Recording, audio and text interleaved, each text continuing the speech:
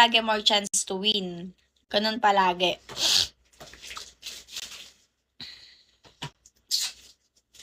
Kasi can't feel my vibe. Basan yung pipe. Papa.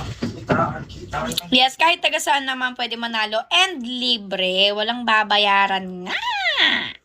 Diyos ko, Lord.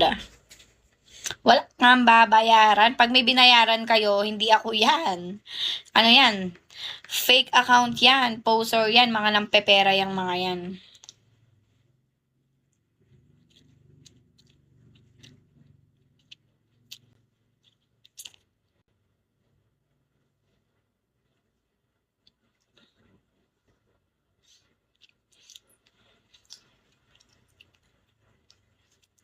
Rosa.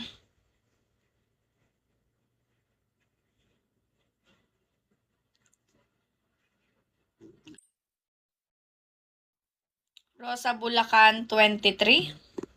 Search natin, guys. So, ito yung ano, tingnan natin kung tama yung mechanics ni Rosa Bulacan. Okay.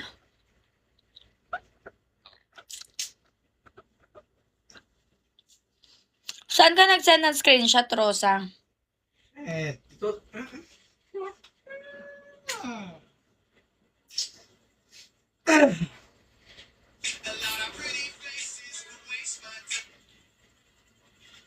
Yung kompleto lang mechanics, guys.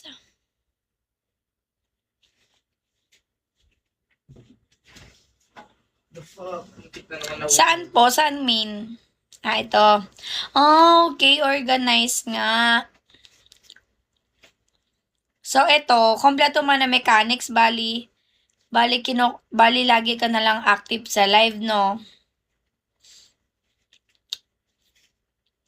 So, ito yung first invite niya. Ganito po yung example ng invite, guys. I-screenshot nyo po yung conversation nung na-invite ninyo. No? Conversation ninyo nung nag-i-invite ka.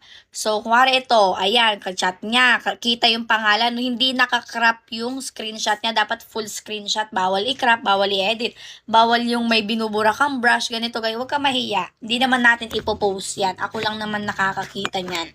Para lang makita ko kung talagang pure invite or nandaya kayo. Nakikita ko, naano kasi yan.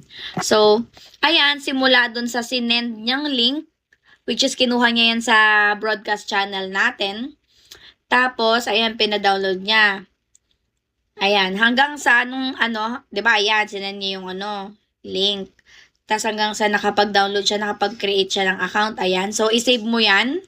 Kasi sisend mo din sa akin yan. Ayan, tas yung while downloading, ayan. So, ayun lang. Ang easy lang yan, hindi kayo mafu-full storage yan. So, dapat sa conversation yun, nakikita yung link na pina-download mo. And, proof na account na nagawa niya, na talagang na-download niya. Tapos, yan yung habang nagda-download. Or kaya kung hindi niya na-screenshot agad yung downloading, okay lang din naman. Basta, merong created account. Pero mostly, dapat talaga, mga pinipili ko is yung may while downloading kung tutuusin. Kasi,